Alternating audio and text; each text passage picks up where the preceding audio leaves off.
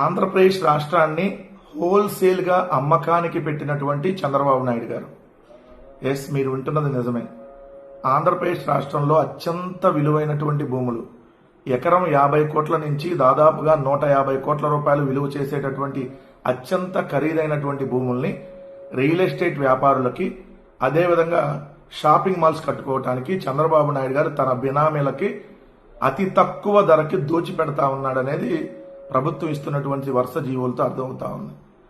విశాఖపట్నంలో లులు మాల్ పేరుతో 13.5 ఎకరాలు అత్యంత ఖరీదైనటువంటి భూములు. విశాఖపట్నం ఆర్కే బీచ్ ఎదురుగా ఉన్నటువంటి ఏదైతే వాల్తేరు హార్బర్ పార్క్ భూములు ఏదైతే ఉన్నాయో ఆ భూముల్ని అక్కడ ఎకరం దాదాపుగా 100 నుంచి 150 కోట్ల రూపాయలు విలువ ఉంటుంది.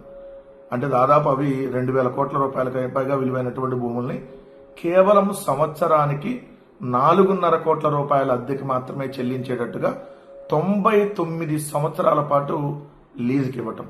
99 సంవత్సరాలు.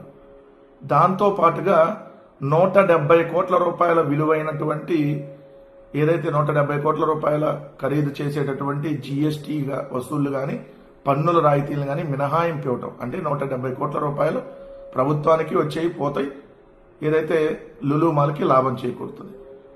సో ఇది ఒక మాల్, అంటే ఒక షాపింగ్ మాల్. చాలా ఉన్నాయి, హైదరాబాద్లో ఉన్నాయి, విశాఖలో ఉన్నాయి, లేదంటే విజయవాడలో ఉన్నాయి, చంద్రబాబు నాయుడు గారి కొత్తది తిరుపతిలో ఉన్నాయి.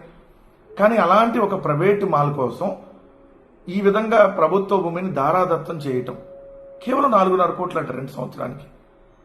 నిజంగా 4.5 కోట్లు నెలకిస్తారు హైదరాబాద్ లాంటి దాంట్లో. ఇప్పుడు ఆ లులు మాల్కి ఇప్పుడు హైదరాబాద్లో నెలకిస్తారు.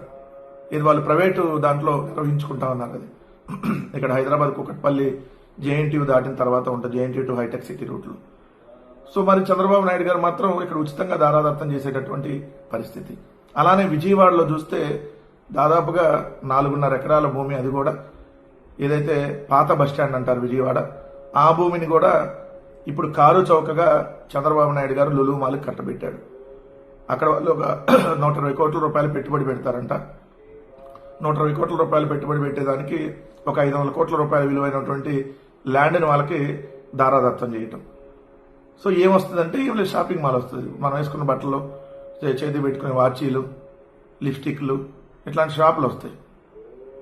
సో ఈ షాపులు ప్లస్ సినిమా థియేటర్లు వస్తాయి, ఫుడ్ కోర్ట్ వస్తుంది, పక్క కమర్షియల్. ఆ డబ్బుల ఆదాయం మొత్తం లులుకు వస్తుంది. రాష్ట్ర ప్రభుత్వం కానీ ఇలా ఉచితంగా దారాదత్తం చేయటం. మొన్నటికి మనం చూస్తే ఏదైతే విశాఖపట్నంలో 30 ఎకరాలు సత్య రియల్ ఎస్టేట్ వాళ్ళకి, 30 ఎకరాలు కపిల్ చిట్ ఫండ్స్ వాళ్ళకి అలా దారాదత్తం చేసినటువంటి పరిస్థితి.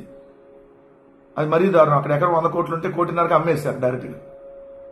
సో ఏ విధంగా ఈరోజు ఆంధ్రప్రదేశ్ రాష్ట్రంలో చంద్రబాబు నాయుడు గారి ప్రభుత్వం కుదిరితే అమ్మాయి, కుదరకపోతే వాళ్ళకి దోచిపెట్టి తక్కువ రేటుకి ఈ విధంగా ఆంధ్రప్రదేశ్ రాష్ట్రాన్ని అమ్మకానికి పెట్టి రాష్ట్రానికి వచ్చేటటువంటి ఆదాయాన్ని చంద్రబాబు నాయుడు గారు తన బినామీలకు కట్టబెడుతున్నాడు అనేది స్పష్టంగా కనపడతా ఉంది. ఖచ్చితంగా ఈ దోపిడీని అడ్డుకోకపోతే ఈరోజు ప్రభుత్వ భూములను అమ్మాడు, రేపొద్దున మన ప్రైవేట్ భూములను అమ్ముతాడు. సో ఖచ్చితంగా మన సొంత ఇళ్ల స్థలాలు, మన పొలాలను కూడా అమ్మేసేటటువంటి పరిస్థితి ఏర్పడింది. కాబట్టి ఖచ్చితంగా చంద్రబాబు నాయుడు గారి ప్రభుత్వానికి బుద్ధి చెప్పేలాగా ప్రతి ఒక్కరు కూడా దీని మీద నిరసన వ్యక్తం చేయాల్సినటువంటి అవసరం ఉంది.